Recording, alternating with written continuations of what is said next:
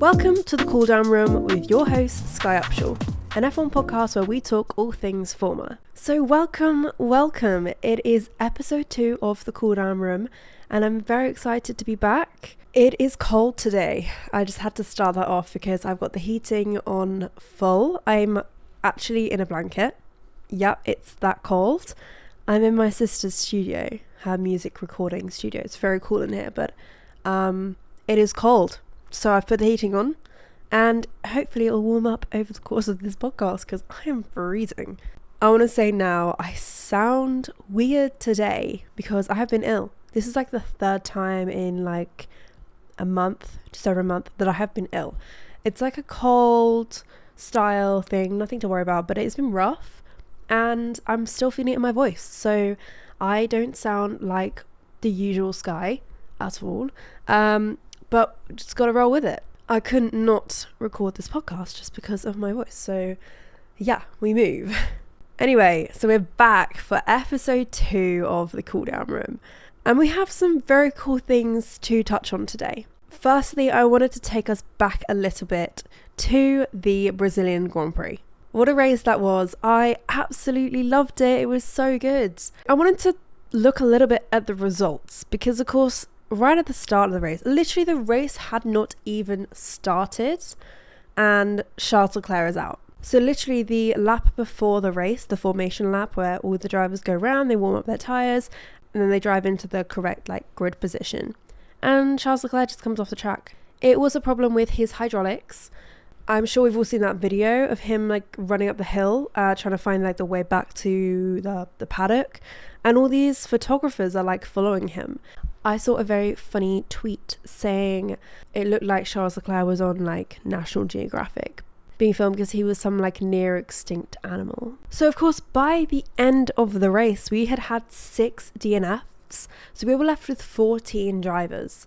Of course Charles Leclerc was at the beginning, so it was 5 during the race, which was just crazy. I haven't seen a race like that in a while. I was trying to think what was the last race that happened. I remember Australia of this year being pretty crazy. Anyway, if we look at the podium spot, of course we have Max Verstappen in P1. I would not be surprised if he just ends up winning the rest of the races, Las Vegas and the Abu Dhabi. But honestly, really good for him. He raced so well. I was just really impressed to see everyone fighting the way they were because it just felt like it was just amazing driving and amazing racing. I don't know about you guys, but I loved it. And then, of course, you had Fernando Alonso up on that P3 podium spot. I dare to say that was probably one of his best races of his life. I loved watching it and I supported him so much, particularly in those final laps. That final lap was just incredible.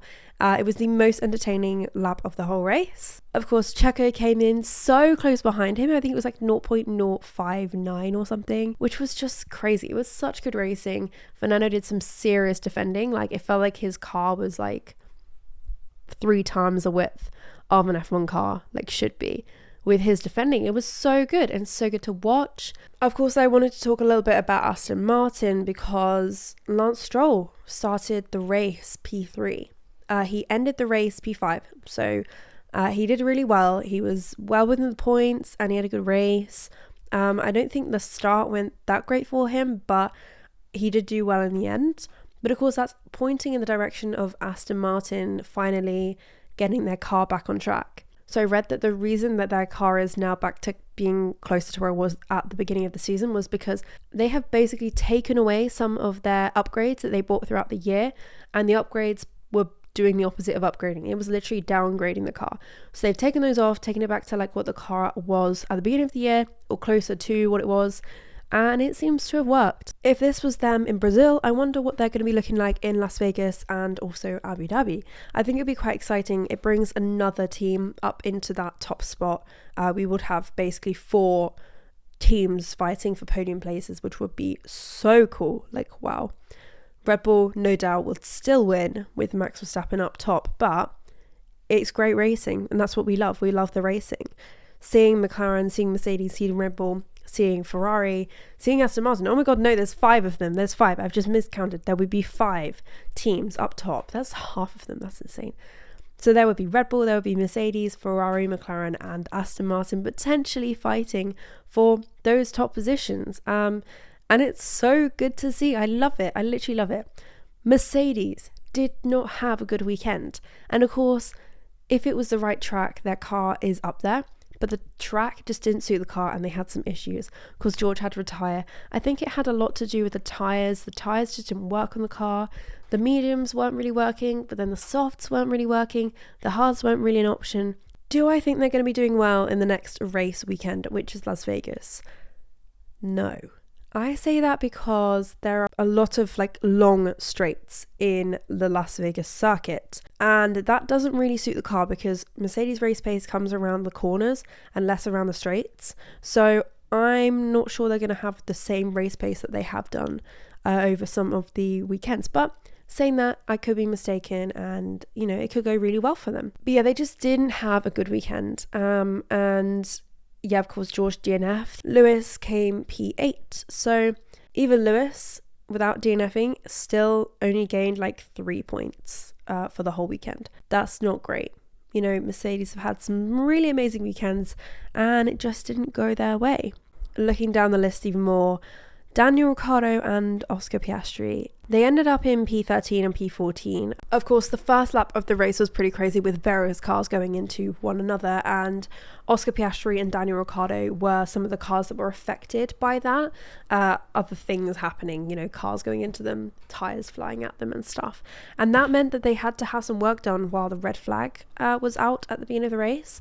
And it just didn't do well for them because they had to have work done on their car, which meant they had to then start in the pit lane. It turns out in the end, McLaren did say that Oscar had some damage that they couldn't fix on the car, and he was racing with them and it just wasn't going his way the whole race weekend. The whole race just ended up not really going Oscar's way at all. He ended up last of the pack in P14. I say last of the pack, P14. Of course, not quite last of the pack, but last of the running pack. So yeah, all in all, honestly, the Brazilian Grand Prix was one to remember. I am probably going to be going back to it to watch it again a few times in the future because it was just such a good watch. So many things happened and I was just cheering on for various people. But I mean, overall, Logan Sargent finished P11, so he did well. He was 1 place off of the points. Of course, Alex DNF'd. That started right at the beginning of the race. Alex was out before it even started. Okay, I think we can move on now. I wanted to talk about the very exciting Grand Prix that we're going to be having. The Las Vegas Grand Prix. I'm so excited.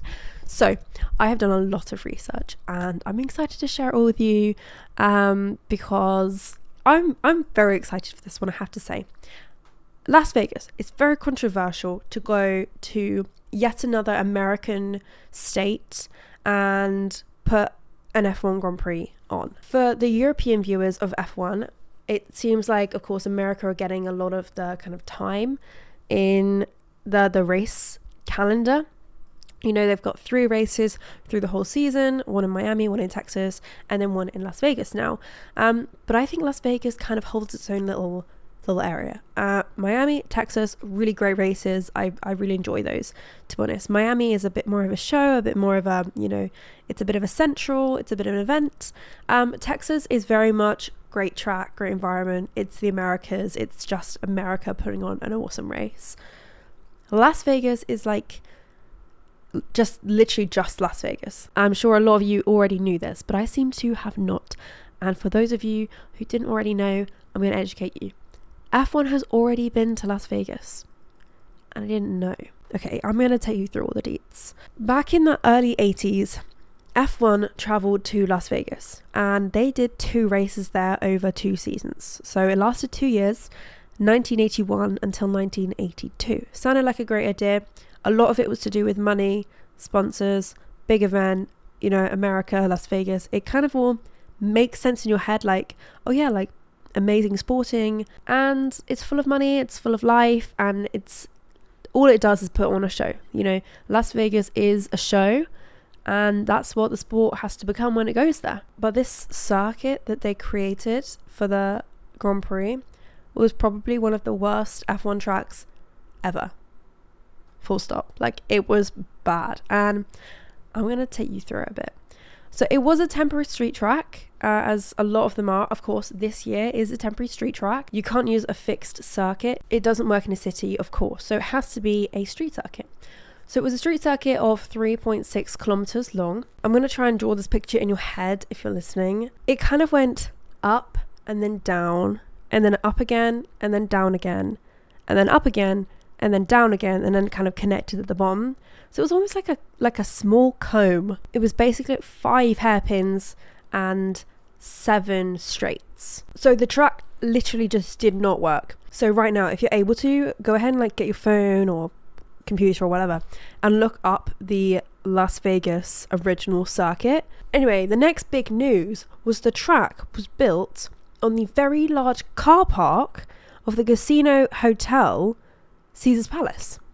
So it was literally set on this massive car, this car park was oversized. I know the Caesar's Palace very, very busy, but this car park was huge. They used this car park and just put the F1 track on it. That would make sense. The only good thing with using the car park was that apparently it was very easy to resurface. So it was very smooth, which was a positive, I guess. So we actually held the end of season decider races for both seasons, the 81 and 82 seasons. The track also caused a lot of problems with both the cars and the drivers. It had plenty of heavy braking points, and that was after very fast straights. They were getting fast straight, really heavy braking point for a hairpin, fast straight, hairpin, fast straight, hairpin. It was tough and rough for both the drivers and the cars, and they both saw the consequences of that. In the cars, it caused plenty of brake, gearbox, and engine-related problems. And for the drivers, it really tested their physical strength, especially their neck muscles, of course. The F1 drivers back then didn't really train like the F1 drivers do now. And they now do a lot of neck training to strengthen up the neck from the heavy braking. Over the 2 Grand Prix that there was held, there was 32 race retirements. That's pretty crazy. It's a very high number. Another large factor for why this track wasn't great. The pit lane wasn't designed wide enough to fit all the cars. And not only that, but because it was in a car park, there were no garage facilities for the cars or the drivers. And of course, because it was in a car park, they'd built no garage facilities. So both the car and team ended up having to stay outside in the elements with the Nevada desert sun baking them alive. So overall, the Las Vegas Grand Prix didn't work. And I'm really hoping for the opposite for the brand new, Grand Prix that we're going to have. But hopefully F1 have learned from its mistakes from the past. And I really am hoping for the best for the Las Vegas Grand Prix. It would bring something new and something exciting to F1. I don't know, it would just be cool. It's Las Vegas. I keep saying that, but it is Las Vegas. It will be awesome.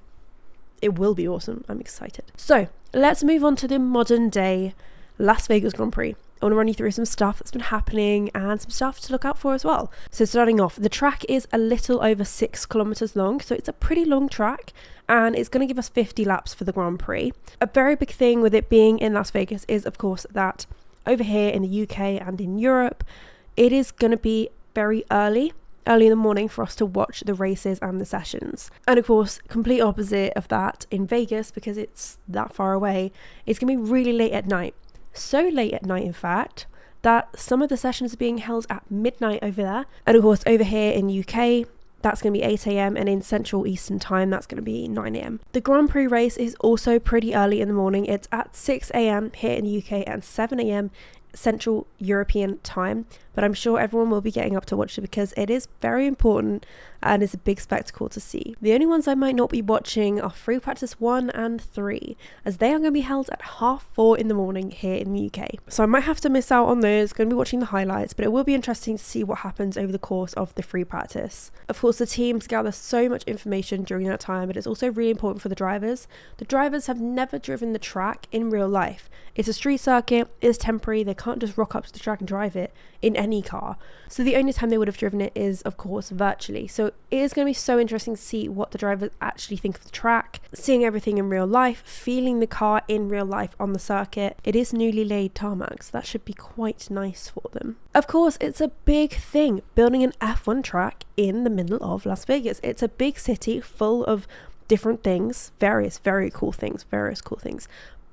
But that takes a lot of time, effort, and of course, money to do. So down the strip, which is like the main iconic part of Las Vegas, it's very very special. A lot of work has been happening to make F1 happen there. A few things some of the Las Vegas locals have been complaining about, of course. There's a lot of traffic issues. They've been cutting down trees, emptying fountains, covering up views, turning things off, turning things on. There has been all sorts. They've been like relaying the whole of Las Vegas, which has been insane.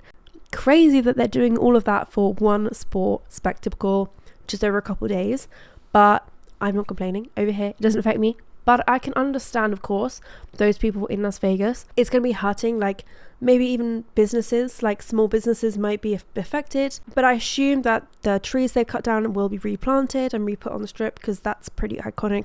The fountains will be refilled, the roads will be reopened, and I think it will also bring a lot of attention and attraction back into Las Vegas because that is what it is at the end of the day. It's a tourism spot, it's full of life event and showmanship, so it should bring all of that back into it. I say back like it was never there. I mean like more. They'll get more from the F1, I think. Now, Las Vegas isn't sold out yet. There are still tickets going, and that doesn't look good. I thought Las Vegas was going to be completely sold out. They have actually got plenty of tickets going, and I wonder if that's because of how maybe slightly out of reach that the pricing is for the whole weekend. It is pretty expensive. The cheapest ticket you could buy, I think, was around $10,000.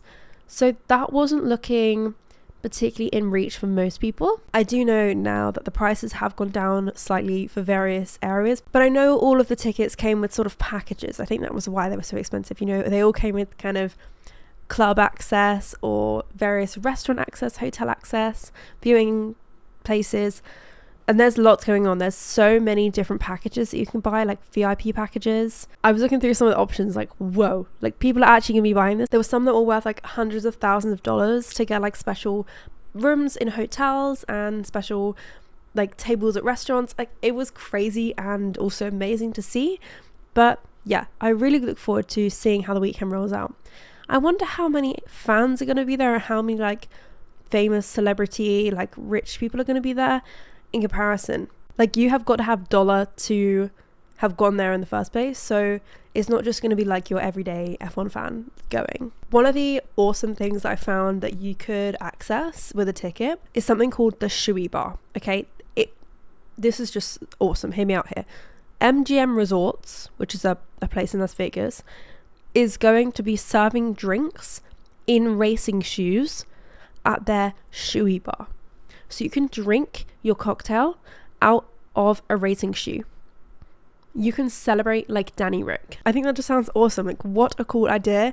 And you would only ever see that in Las Vegas. I can't wait to see all the videos of everyone doing like funny TikToks in there. You know, I'd love to see is actual Danny Rick going to the Skye bar and having a shoey in the bar. Like have a nice little, I don't know, some champagne or something in a shoe. That would just be awesome. I want to see that now. It could be a massive viral TikTok petition to get that sorted out. Can I leave one of you guys with that? Thank you. To put that idea forward. Big news as well. Some more big news. I mean, this weekend's just full of big news. It's Las Vegas. You can tell I'm excited for this, guys. Could this race be the coldest ever F1 race? Question mark. ... Answer. Very possibly. So due to its late start time in not only the year but also the literal time of day, Las Vegas can get pretty cold, and the race could be held anywhere between 5 and 10 degrees Celsius. That's between like 40 and 50 degrees Fahrenheit. And of course that is cold, particularly for an F1 race where they're normally being held in like 20 plus degrees temperature. So apparently the FIA didn't think about the weather when planning the Grand Prix, and it only recently came up in conversation. I find that hard to believe. The weather is a big part of planning an F1 race. I mean, look at Qatar and how that went wrong, so maybe they literally just did not think of that. I didn't even know Las Vegas could get that cold. I thought it was pretty hot, but then again, LA, it's not always boiling hot. Like, it can get cold. So during the day, it should still be passing like 20 degrees, but during the evenings it can get really cold. And of course some of the sessions are being held at midnight, so it's going to be really, really cold for the drivers, the tires, the cars, the teams, everything. I think it's going to be pretty alien for everyone. So I did some more research, and apparently the coldest recorded F1 race ever was in Montreal in 1978, and it got down to 5 degrees Celsius. So if it gets to like 4.9 degrees Celsius, we have the record for the coldest F1 race ever in Las Vegas. Who would have guessed it'd be in Las Vegas? Las Vegas is going to bring some cool and weird things. Another race in America is going to mean that we will have new special liveries, helmet designs, racing suit designs, and merch. I love when a team or a driver comes out with their new special livery or helmet design, and Las Vegas is definitely not going to disappoint. Ferrari have already released their brand new livery for the weekend. They've gone red and white, and that represents the classic Ferrari F1 car, which was historically red and white. So hopefully it'll bring them a little bit of luck, maybe no hydraulics problems, maybe a good strategy. That would be great. Carlos and Charles have also got new racing suits and new merch as well, which is super exciting. I hope that's all available online, not only in person at Las Vegas. We've also had a new Max Verstappen helmet. So Max has released his brand new Las Vegas helmet. This helmet has some like neon yellow on it. It's pretty neon, I'll be honest. It's kind of ripping off of Lewis and Lando, so they might want to have a chat about that. It also has some Las Vegas inspired graphics on the helmet, and that includes playing cards, dice, and a roulette wheel as well, which is kind of cool. And something that you guys need to be looking out for over the Las Vegas weekend is that all of the red and white rumble strips have a little cute, quirky design on them, very Vegas inspired, but they all have the playing cards suits on them. So you know, like the club, the spade, the heart, the diamond. They've got like little black sprayed on symbols on each of the curbs, which is just adorable, and it's so in keeping with the whole Vegas theme. I think we're going to be seeing more and more of those like little, almost like Easter eggs over the course of the build up. I'm hoping to see more. That'll be exciting. So I was thinking in my head, who's going to be waving the checkered flag? Like, it's bound to be someone really cool, right? We're in America anyway. Even if it wasn't Vegas, it's still America, so the celebrities are always going to be pretty cool. There's going to be a lot of them. I'm also just excited generally for the content we're going to be getting out this weekend from all the drivers and the teams. All the drivers traveling around Vegas is going to be awesome. I look forward to seeing, you know, just what they're up to, like before the race, even after the race. Like, are they going to stay in Vegas and just enjoy it? What's a song that's like Vegas? There's a song literally called Vegas by Doja Cat, and it was for the Elvis live action film. That's such a good film, by the way. I love that film. So good. If you haven't watched it, Elvis, the film, whoa, the one that has Austin Butler in it. Oh my gosh, just so good. Anyway, that song, of course, so good. And that's going to be used for a lot of like edits of the weekend for F1 on like TikTok and stuff. I might even use that. That's cool.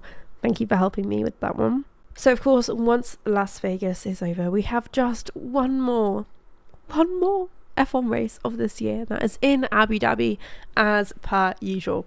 Very exciting, but very sad to have the 2023 season coming to a close. But lots going to happen in those two races, so I'm looking forward to seeing what's going to be happening. We can also start thinking about, firstly, Christmas, because that's coming up, and when you're on the last race of F1, you know that you're close to Christmas, and that's just exciting. So, Merry Christmas, y'all. But also, we can just start thinking about the 2024 season. Like, that is exciting. It just always is. Everything in F1 is exciting. But a new season with like new cars, new drivers. Actually, there isn't any new drivers, is there? But still, it is just all exciting. As of right now, the driver lineups are exactly as they are as of right now. That's including Daniel Ricciardo in AlphaTauri. It would just be great because there'll be new cars and we'll just go back to scratch, you know. Everything goes to zero and we just start building up from there. And I do look forward to more teams fighting with Red Bull. As amazing as Red Bull are, I would just love to see some more fighting. Some more people winning would be great. That would be brilliant. But Max is one of a kind and he just has that way. Whether he's in Red Bull or not, just class. Very, very class driver. So, but I wonder what's going to be happening. You know, this time next year, what are we going to be talking about? What's going to be the big thing? Because I know for sure it's going to be entirely different to what it is right now. Like, the standings could be completely different, and we could have a different world champion. It's looking unlikely, but it's possible. We could have a brand new world champion, a world champion that there has never been. Like, wouldn't it be awesome if one of the 2019 rookies like had a world championship by then? But in the 2 races that we have between now and the end of the season, the championship standings could change. Max Verstappen has secured this place at the top, but Sergio Perez, Lewis Hamilton, Fernando Alonso, Lando Norris, Carlos Sainz, Charles Leclerc, George Russell, etc., etc., their places are not secure. To be honest, looking at it right now, particularly not Sergio Perez's. Like, he is running in P2 in the championship right now with 258 points, but Lewis is just 32 points behind him. As of right now, it is looking good for Sergio, but Lewis could catch up in that time and gain those 32 points that he needs.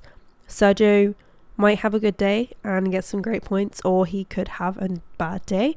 He has had a few this year, so that would be disappointing, but, you know, good for Lewis, because it means that the Mercedes is kind of finally back where we would all expect it to be, or not, definitely not back where we would expect it to be, but much closer compared to the last couple years. And it's surprising, but Fernando Alonso is in P4, and what's surprising about that is not who it is, but which team. Of course, it's Aston Martin running 4th in the Drivers' Championship, which is just amazing. If we look at overall Constructors' Championships, Aston Martin are running 5th, just behind McLaren, who are running 21 points ahead. But Aston Martin definitely secured 5th place or higher, because Alpine is the next line, 6th in Championship, and they are like well over 150 points behind. So that's really good for Aston Martin and exciting for 2024. And also, McLaren are running 4th in the championship. If you look at the first couple races of the year, McLaren were literally like right at the bottom. I mean, DNFing right at the bottom.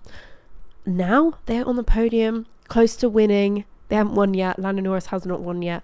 Oscar Piastri did win that sprint, didn't he? That was class.